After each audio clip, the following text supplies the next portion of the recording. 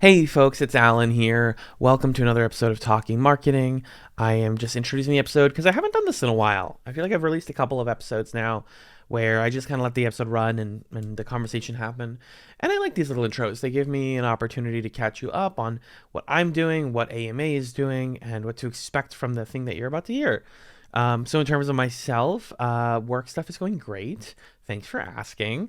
AMA stuff is going great. We've been doing a lot of awesome events around the city, and I wanted to highlight one of the events coming up. If this is releasing then on Wednesday the 15th, which it should be, then tomorrow, November 16th, 2023, you should head over to Suffolk University and sign up for the AMA Boston and Suffolk University rebrand event. That's going to be from 6 to 8 p.m. at Suffolk at 120 Tremont Street. You can sign up at Eventbrite and you can check out AMA Boston's blog to find the Eventbrite link. That is our next big event. We had one on Tuesday over in Framingham. We had a marketing mingle. So lots of continuing cool events that you can always check out the events calendar at amaboston.org. Now, in terms of the episode tonight, what you're listening to is my conversation with Chris Wallace from Interview Group.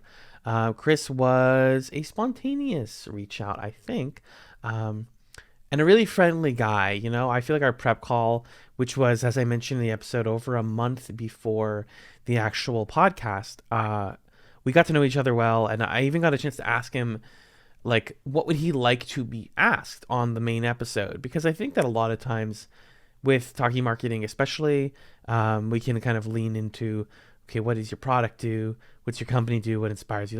Like the stuff that we always ask. And one of the things he mentioned was that he wanted to be asked like more casual questions. So I kind of let the conversation flow and bounce around for a little bit. It's a bit scattershot at the top, but I'd say by the end we're really getting into who Chris is, why he does what he does, and the value of a company like Interview.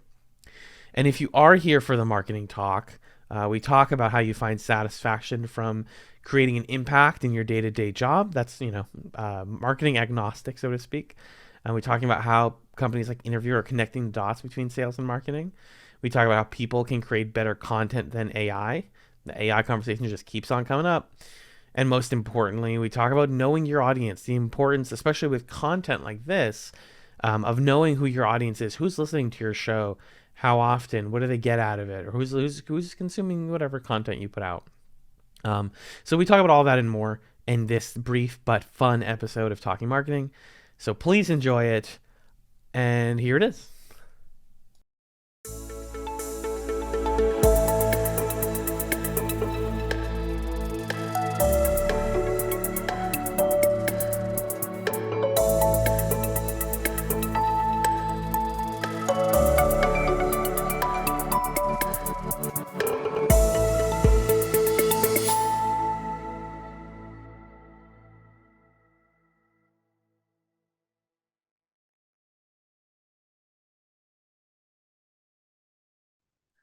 Hello and welcome to Talking Marketing, an AMA Boston podcast where we chat with marketing professionals across various industries and try to get to the core of what makes their work impactful.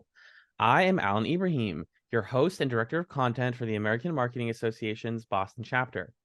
Today, I'm very excited to welcome our guest, Chris Wallace. Chris is the co-founder of Interview. Welcome to Talking Marketing. Alan, thank you so much for having me. I'm looking forward to the conversation today. Absolutely. We had a wonderful prep call a little over a month ago at this point, and I'm hoping to take the interview in some fun directions. I think we gelled pretty well. So, give us the elevator pitch if you don't mind. What do you do, and what is Interview? Yeah, Interview is very uniquely designed for the marketers of this world. The folks on my team and I have background in sales enablement and sales effectiveness. And what we found was so much of the time that organizations where they really needed that type of help was around new products, new services, new campaigns, things that were really being driven from the marketing side of the house. And, really we look at it as marketing to sales alignment is something that's desperately needed, especially when there's something new coming out. And that's the void that we fill. We help bridge that gap between marketing and sales, and we have some unique tools that help us really take the sort of the voice of the sales team, the voice of the frontline sellers of that customer facing team, and make them, a really embedded part of your strategy. One of the biggest gaps in our business, right? Marketing and sales seem like they're on opposite sides of the house, but from my conversations with people, it seems like there's a lot of overlap actually. And I'm curious, interview, it's a great name. How did you guys come up with the name, if you don't mind me asking? It's funny. I actually remember exactly where I was when we came up with the name. I was sitting in my car, just having a conversation with a marketing partner of ours, and we were literally just anything that came to our minds, and we came up with it. But really, what the thought process was is, organizations spend a tremendous the companies we work with, and I can get more into that, like who our sweet spot is. But the companies we work with spend a tremendous amount of money trying to reach their customers, a lot of money, in some cases, tens or hundreds of millions of dollars to reach their customers. Right? And the thought process is so much of that money and that effort is spent externally to convince customers. But the role of your frontline teams and your salespeople and the people who are representatives of your brand every day, they can influence customer decisions to a significant degree, right? You think about those person to person interactions and how they can drive, what the outcome is and what the customer ultimately decides to do. And we looked at it and we said, okay, there's a lot of leverage here for organizations. There's a lot of leverage here for marketers to drive results by not just marketing it to your external stakeholders, but also thinking about how you market and sell to your internal stakeholders. So Interview really is about helping marketers take what it was an external, throw money at it, drive demand sort of strategy, and really turn that focus inward and see what you can get in terms of results out of your own team. Looking inward. I love that. I humorously I misinterpreted the title the first time I looked you up because it has a similarity to interview. Which also similarly is like you're getting questions, you're getting answers. So I think that the wordplay is there, but it's interview, which is fantastic. Um, and you also mentioned to me that the company was technically, quote, started by accident. Can you explain a little bit of how that happened? Yeah, I always say that I'm an accidental entrepreneur in the first place. The what we do is not niche is probably the right word. That people would say that we feel, we're sort of a unique, we're a specialized, boutique agency, and I think Sure. that that's true. And I look back on how it started. I was put in a situation. Um, it didn't at the time. It didn't feel like it was early in my career, but in hindsight, it was early in my career where I was helping an organization take new products and get them to market. And my job was essentially I was an evangelist for all Mm-hmm. intents and purposes. I was an evangelist, and I needed to get the gospel, for lack of a better word, to cascade down, to get people bought in at various levels. And there was a methodology and an approach that I took to doing that was successful. Mm-hmm. And as we grew, other organizations realized that what we're doing here looks a lot more like change management than it does traditional training. And that has been, I sort of stumbled upon that. I didn't set out one day to say I'm going to build a hybrid training change management, consultancy for marketers, but it's sort of evolved into that over time. So I didn't necessarily think that's the path I would go down, but I woke up one day and I was just doing it, and I started building a business around it. Amazing. You know, that's not the most common story that people kind of find the niche in creating the product or creating the service. But I like that. And it shows that you're able to be flexible and pivot as needed, which is really crucial, I think, in this industry. And speaking of the industry, and also like changing and deciding how you want to get to where you are, I'm curious how you got into this field. Like what propelled you to start interview, and did you think you would be here maybe 10 plus years ago or not? Or was this a big turn for you?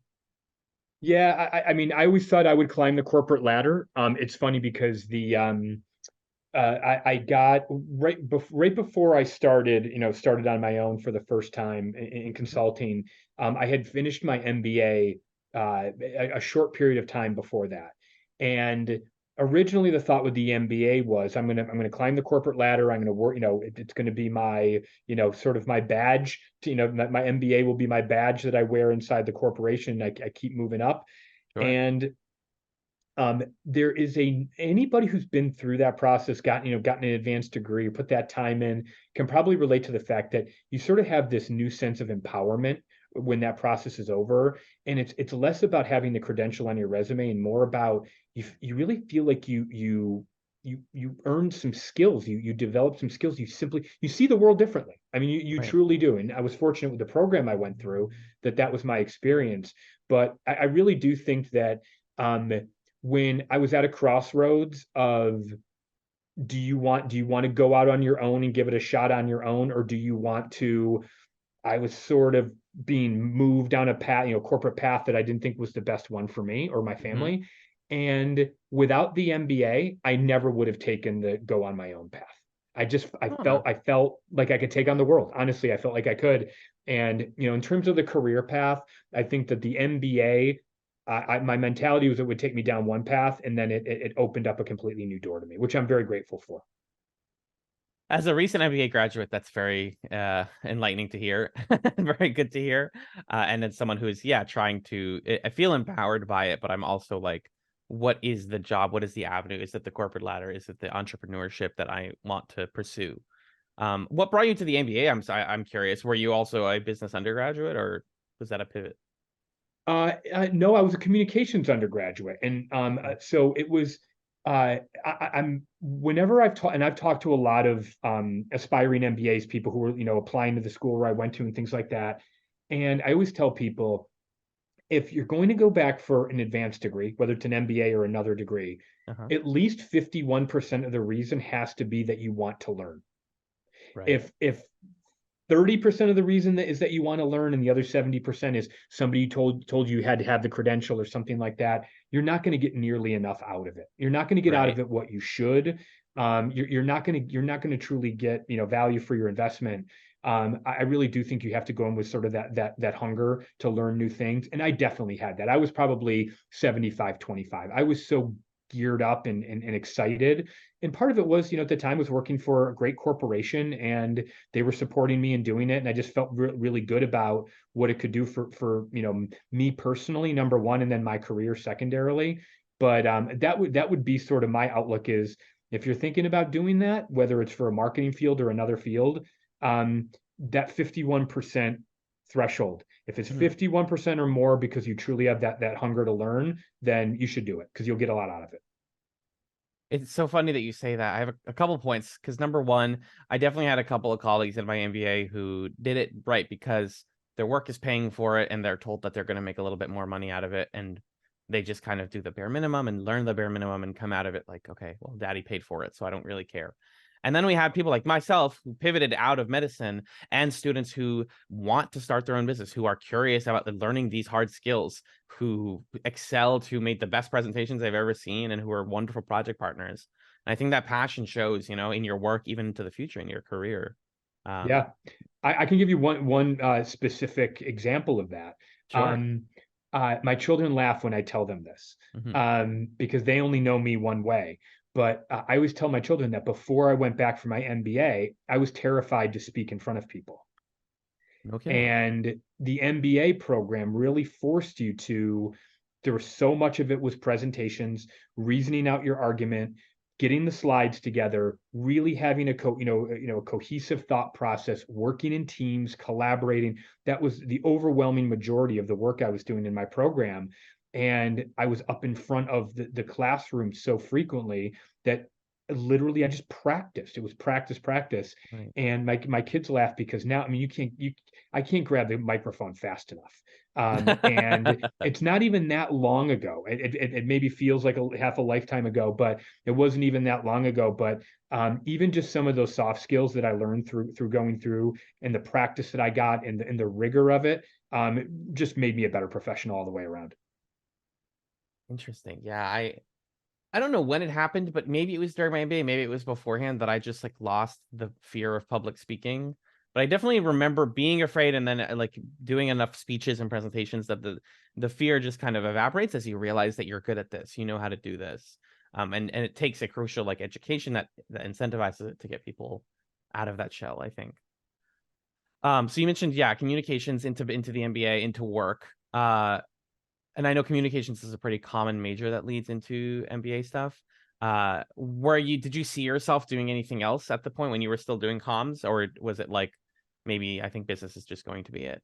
Because I know a lot of people do their undergrad and they're unsure what am I even going to do from here. Well, I think it's funny because for the people listening that are kind of determining what path to go in their career, Yeah, I think you can't look at things in a linear fashion. You have to look at sort of in a matrixed fashion.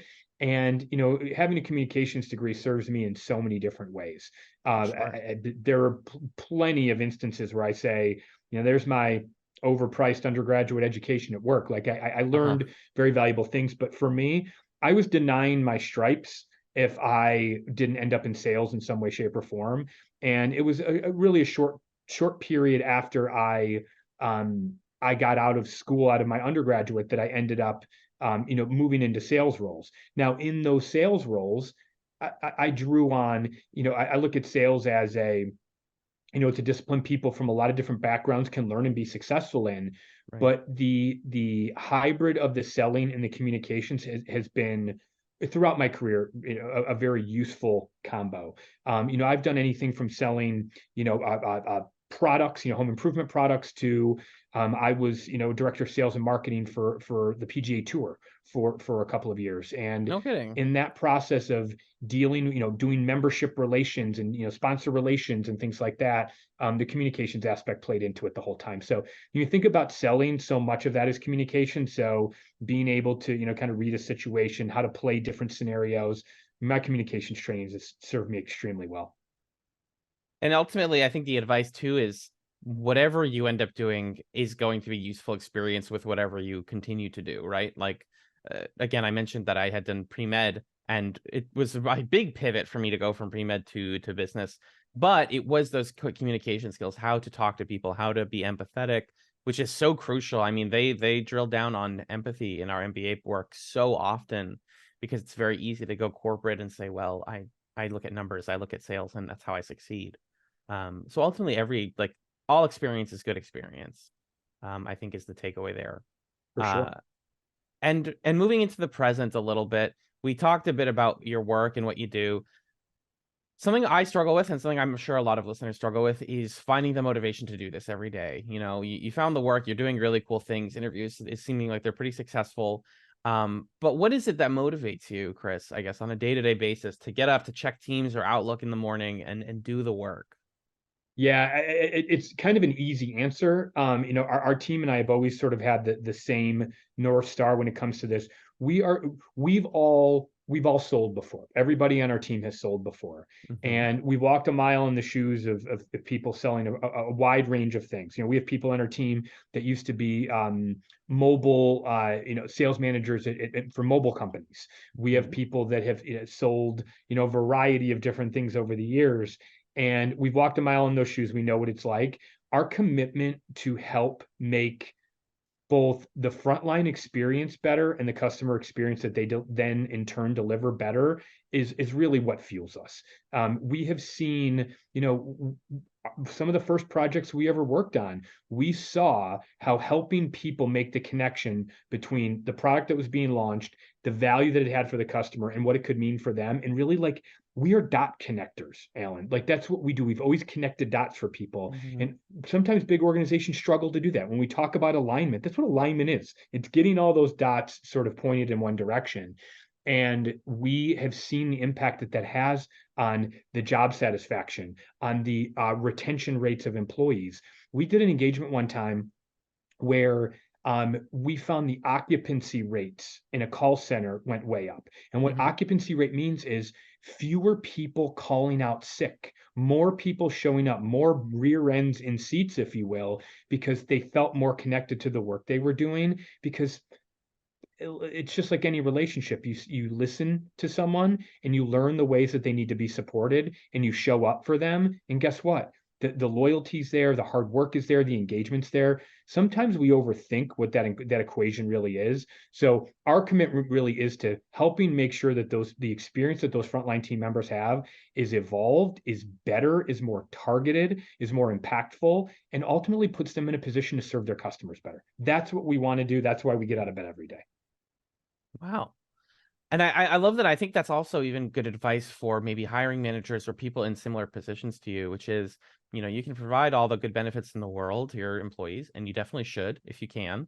But at the end of the day, the thing that keeps them around, if I'm understanding right, is impact, is feeling like my work matters and that I'm not putting numbers into a void and throwing them out. And I will tell you, the answer to that is yes. I think that's definitely the case. But we've seen over the years, how many studies have we seen that say that people care more about the satisfaction of being able to show up and do a good job more so than they do, the compensation, right? Like people Right. just want to feel like they're making a difference and they're having an impact. And even for salespeople, I mean, the age-old myth that salespeople are coin operated and pump another quarter in and they'll dance the way you want them to. It's a complete myth. It's becoming more and more of a myth as every day goes by. People want to feel like the work that they're doing is having an impact on people. And if you tell them that story, other than the hey, shut up, you make a lot of money, right? I've heard that in from sales managers before. Yeah. You guys make a lot of money, quit your complaining. That's not enough to win people over anymore. It's not, and that's also just been a common theme, I think, amongst my guests here, is that the satisfaction comes from the impact. And also, I love that point you made about that, how your work is connecting the dots between other different branches. Because even in my education, I think that we're learning about the dots and what the different dots do, to continue with your metaphor. And what the actual meaningful work is with with the companies that I'm talking to are the lines, are the lines connecting those dots, because there's so much work that needs to be done between, even for example, sales and marketing, or communications and marketing. And I think that, yeah, companies like Interview are doing great, like bridging that gap a little bit. I hope so. And I want to talk about bigger picture plans before we dig a little bit more into yourself. So Interview's doing well. The in-front product, can you explain the in-front product to us a little bit, and how it may or may not be the future of Interview? Yeah, we think it is the future of interviewing. When we started the company, we decided we needed a secret sauce that was really going to help us do our work in a more effective and measurable way. And Infront is essentially a tool that we have developed. We talk about it as a frontline insights engine. Mhm. And what we've done is basically taken a market research market research principles, and we've adapted them slightly. And instead of doing research outside the organization with customers, we do it with your frontline teams. So the way we talk about it is, most companies know what their customers think of them. We want to tell you what the people talking to your customers think of you. Do they believe in your value proposition? Do they believe that do they have confidence when representing your brand or representing some of the products that you offer? Really being able to build in that feedback loop. Salespeople so much of the time are just at the end of the line, right? They're just handed something and told to execute. But what we've done with Infront is built this feedback loop in from the folks that are out there serving and talking to the customers, so marketing teams can learn from them. What are they seeing? Where do we need to adjust? Most importantly, most directly, how do we need to provide either different or more support to our front lines to put them in a position to succeed? Without listening, it's just like any marketing campaign. If you don't listen Yeah. to the audience that you want to reach, you're not going to influence them. You're not going to move them. You're not going to drive the behavior that you want. So what we've done is given marketers this feedback loop that can take all the research they have, add that one last missing dot, that last missing piece to it, round out the picture, Mhm. and help them make decisions about how they get to market that we believe are more complete. Right. Yeah. Lots of information to process, but it's, yeah, it is an exciting product. And I think, again, bridging those gaps is crucial. And trying to think about more stuff to ask about the product, but I kind of just want to ask about you, Chris. So we talked a lot about technology, right? We talked about things that we're hopeful about. Are there any technologies that we haven't mentioned here that you're like anxious about, nervous, hopeful, whatever? We talked about AI on previous episodes. We've talked about um, content generation and all those different things, all the different things that are influencing. NFTs were a big thing a year and a half ago. Are there any trends right now that you're like ready to dig into that you feel like are really exciting or nerve-wracking? Yeah, I mean, I think that there's, in the space that we live in, there's a lot of customer, call it customer experience technology, CX technology. I think that we're constantly on the edge of organizations thinking that investments in customer experience mean just throwing money at technology. And there's a lot of generative AI tools. I had a conversation yesterday with a client about putting generative AI tools in place. And I want to play out a scenario for you. Okay, let's Sure. play out a Yeah. scenario. You're a company who, for all intents and purposes, does not have a great brand reputation. Okay, for all intents and purposes, your brand reputation is not great, and you want to think about how to serve your customers and be more effective in serving your customers. And the money goes into some generative AI, okay, Hmm. which will help a call center agent understand, what should I offer this customer? How do I make sure I offer them the right thing? Things like that. Um, if the investment gets overweighted on that piece of technology and not on the person delivering the message that technology is telling them to deliver, Hmm. have you made your customer relationship any better? Right? When you think about the customer experience and really what you're trying to accomplish, um, I would say what makes me nervous as it relates to technology is that the money will be gobbled up in technology investments, and the integration with the people part of it and the human side of it that I don't believe is going away. And I can throw out all sorts of anecdotes and stats about that, but the human aspect is not going away. If technology soaks up all the dollars and the dollars don't get invested in the people, brands are going to have a problem. So from a nervous perspective, it's all the shiny objects drive all the investment and the people get shortchanged. Exactly. And that's, I think, one of the key worries about that stuff. But you made a great point on the prep call, which is that it's not like we need AI to generate us more content. We don't need more content. We need better content. And that, if I think we're in agreement here, is that it's people, right? It's it's human interaction and a human touch, so to speak. Technology enabled, right? Like I'm a big believer in technology enabled, and I think good organizations will find ways to enable their people with technology. But we've worked across a lot of different categories, and some of them right now, the overwhelming investments are in technology from a customer experience standpoint.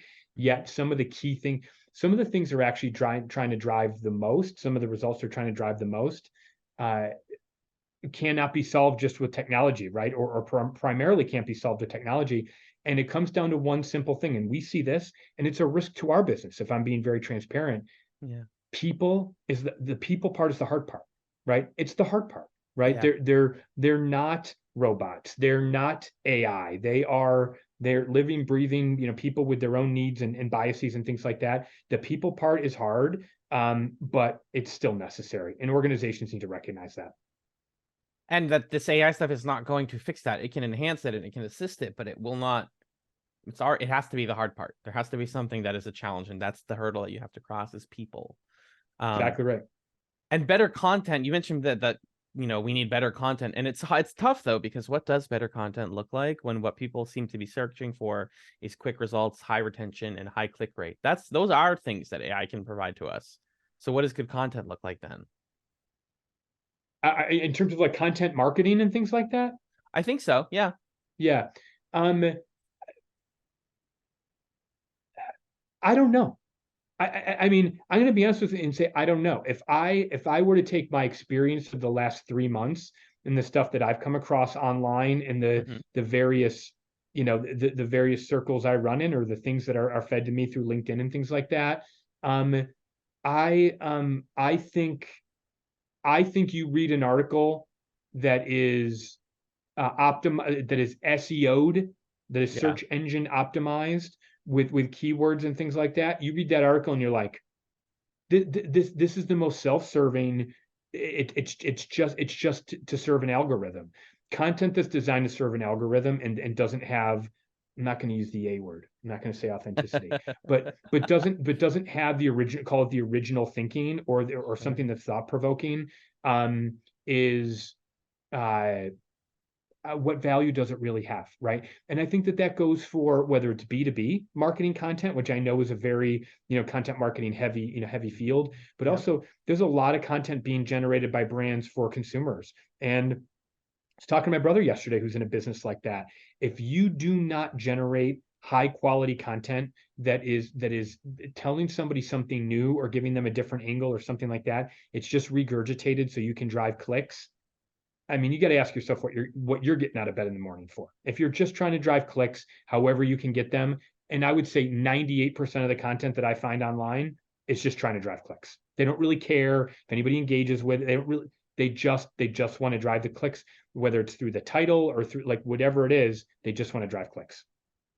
Well, and what's fascinating about it, and I don't want to dig into this too far because it's not necessarily in either of our fields, but like it's an algorithm feeding another algorithm, right? It's the SEO being fed by like optimized results that are just feeding each other. You know, it's two AIs talking to each other. There's no human involved in it. We are just happy happen to be able to access it, and that's useless. That is like the detritus of the internet, so to speak. The two favorite people in my network that that are part, part of my LinkedIn network, and LinkedIn is where I spend the majority of my time from a content and social perspective. They one does videos, one does these fun videos.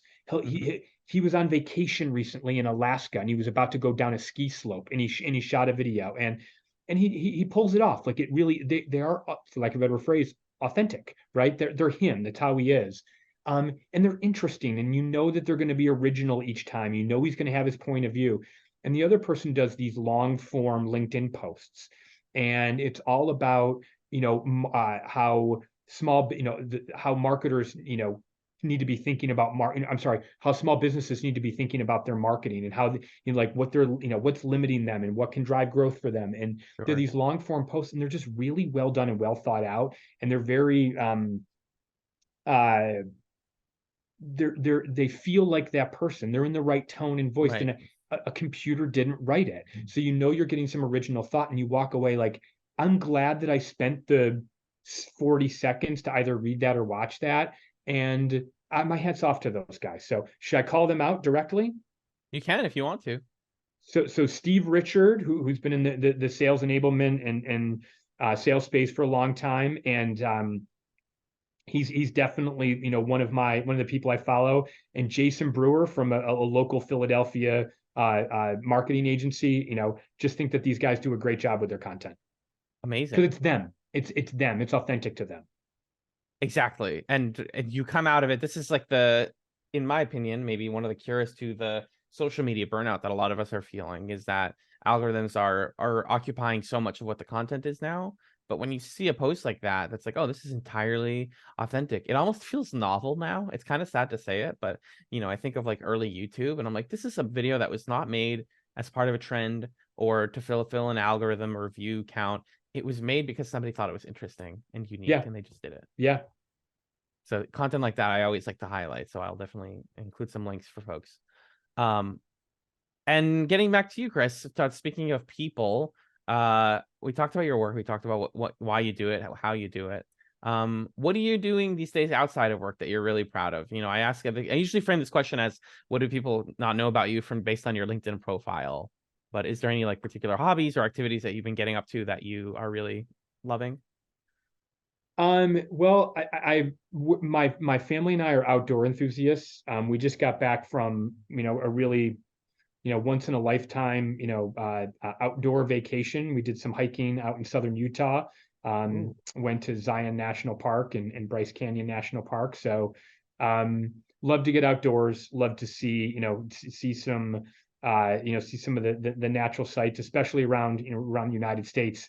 Like you could spend all your time domestically and not even scratch the surface. But enjoy doing that. One of the things I'm looking forward to, being totally honest, I teach. I'm an adjunct professor at Villanova University, and I have a class this fall, an MBA marketing class, and I love being in the classroom. So yeah, that's something that gets.